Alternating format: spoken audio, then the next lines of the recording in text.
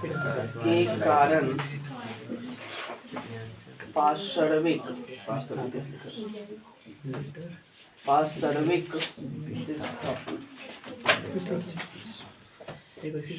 ठीक है हुआ, पार्श्विक विस्थापन।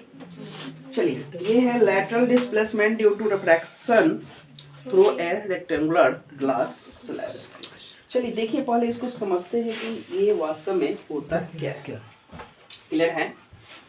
तो देखिए अभी हम आपको बताए हैं कि चलो देखो दो चीज समझना।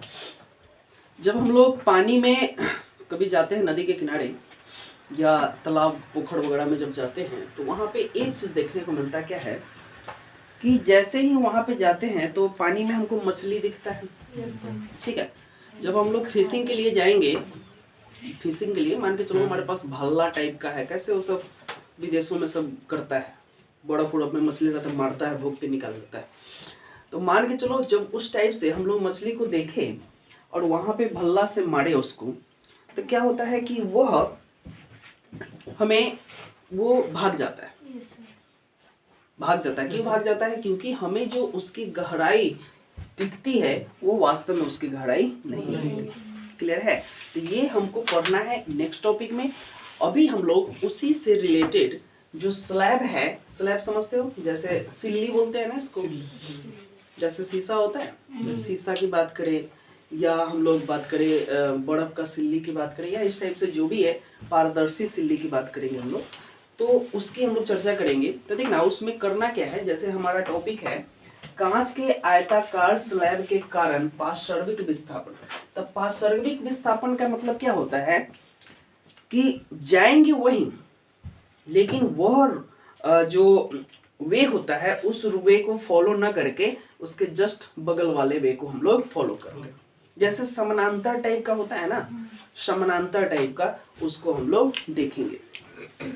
तो यहाँ देखना आपका जो टॉपिक है, क्या नाम है इसका, ये अभी हम लोग पढ़ रहे हैं ना, अपवर्तन पढ़ रहे हैं, परावर्तन पढ़ रहे हैं, उससे रिलेटेड हम लोग देखेंगे। तो देखने का प्रयास करें। यहाँ पे यह हमारे पास एक कांच का सिल्ली है, ठीक है, स्लैब। अब यहाँ पे कुछ रे यहाँ से यहाँ आया, ठीक है, हो गया पीछे ही है, चलो ये आया, ठीक है। अब ये आने के बाद इसको यहाँ से इसको आने के बाद तो इसको ऐसे जाना चाहिए था, क्लियर है, लेकिन यह यहाँ चला आता है। क्लियर है? यह कहाँ चलाया? यहाँ चलाया। अब जब यहाँ से ये क्या होगा, यहाँ चलाया, जब यहाँ से ये निकलता है, जब यहाँ से ये निकलता है तो ऐसे जाता है। क्लियर है? आया समझ में? यह ऐसे जाता है। अगर एक नॉर्मल हम लोग खींच दे, यहाँ पे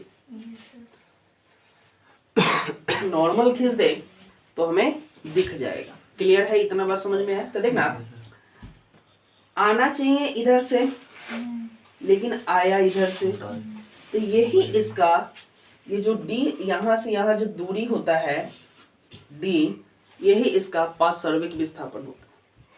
क्लियर है? पार्श्विक विस्थापन मतलब जाना चाहिए यहाँ से, लेकिन जा रहा है यहाँ से, तो एज ए समानांतर में ही जा रहा है। इसका मतलब यह जो कोण होगा आई, उसी के अकॉर्डिंग यह कोण निकलेगा। क्लियर है? तो यहाँ पर भी हम लोग देखने का प्रयास करें, ठीक है, यहाँ पे हम लोग देखने का प्रयास करें। क्लियर है? आ रहा है पार्श्विक विस्थापन। पार्श्विक विस्थापन ये समझो कि जिस रे से उसको रे को जाना चाहिए था, उस रे से न जा करके उसके जस्ट बगल वाला वे फॉलो किया, लेकिन उतना ही एंगल से वो निकलेगा। क्लियर है? जैसे यहाँ पे एंगल हमारा कम हो गया था, देखना ये वाला आई है तो ये पूरा आर, लेकिन यह पूरा आई होता है, देखना यहाँ पे ये हमारा पूरा आई होता है। क्लियर है? और ये हमारा आर होता है, लेकिन आर छोटा होता है आई से, लेकिन यहाँ पर जब निकलता है तो आई के बराबर में हमारा आर होता है।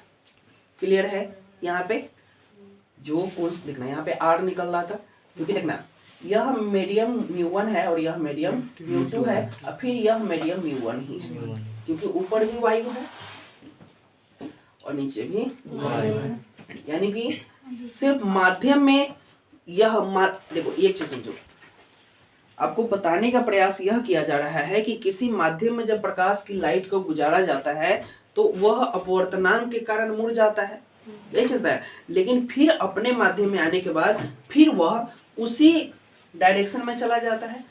फर्क यह होता है कि उसमें कुछ दूरी मतलब विस्थापन के कारण या विस्थापन के कारण रे उस पथ से समानांतर में बाहर निकलती।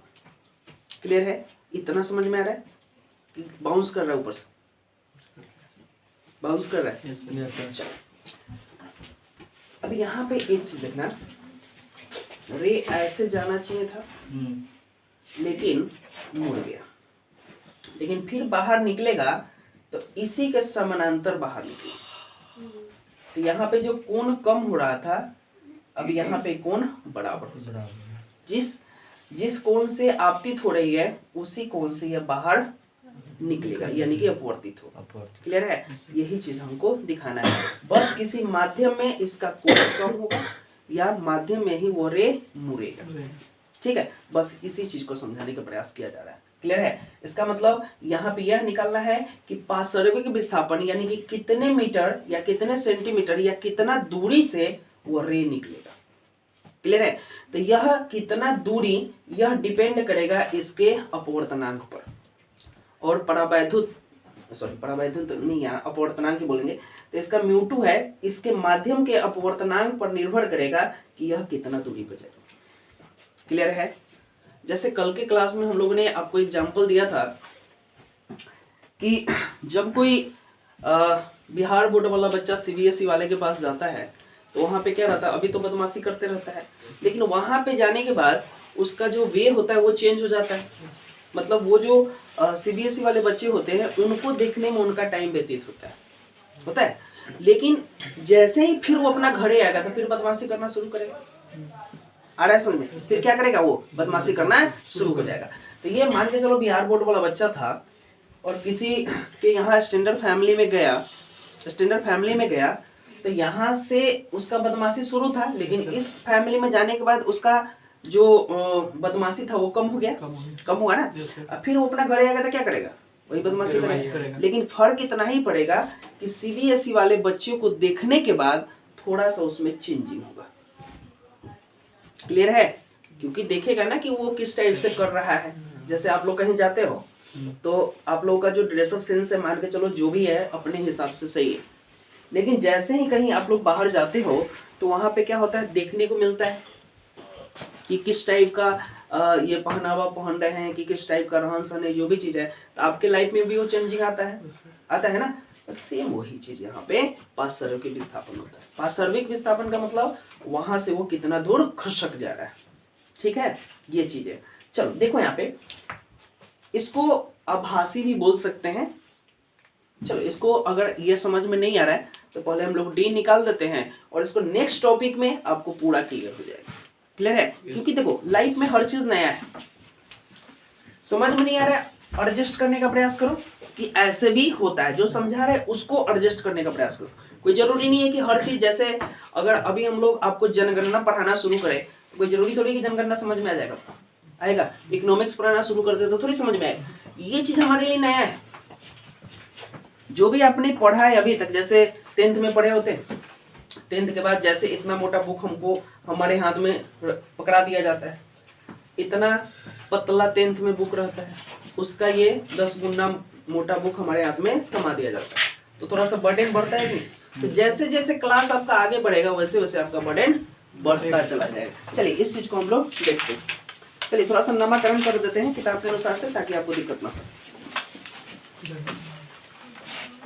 चलिए तो यहाँ से PO एक रे आता है और यहाँ पे S निकल जाता है और ये हमारा R है, ये हमारा O डैश है।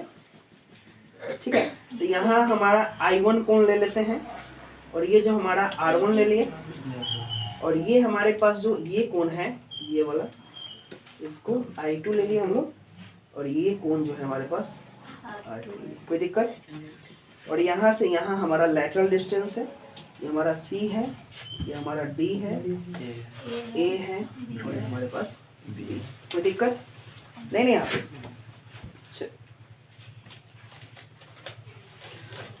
इसमें इतना ही है। चलो देखना, एक चीज समझाने का प्रयास करते हैं। PO रे आपतित है और इसको जाना चाहिए OS जाना चाहिए, लेकिन OS नहीं गया। वो गया कहाँ? इसका नाम कौन लिया? O डैश लिया है ना, यहाँ ठीक है, O डैश लिया है तो O डैश R निकला, जाना चाहिए इसको दूसरी जगह, लेकिन O डैश R निकला। तो यहाँ से यहाँ इसकी पार्शियल विकल्प देखना। अब वही समझाने का प्रयास कर रहे हैं। यह जो कोण था I1, यही कोण R2 के बराबर। क्लियर है? यही चीज यहाँ पे, मतलब उसी कोण, जिस कोण से वो आपतित हुआ है उसी कोण से यह अपवर्तन भी होगा।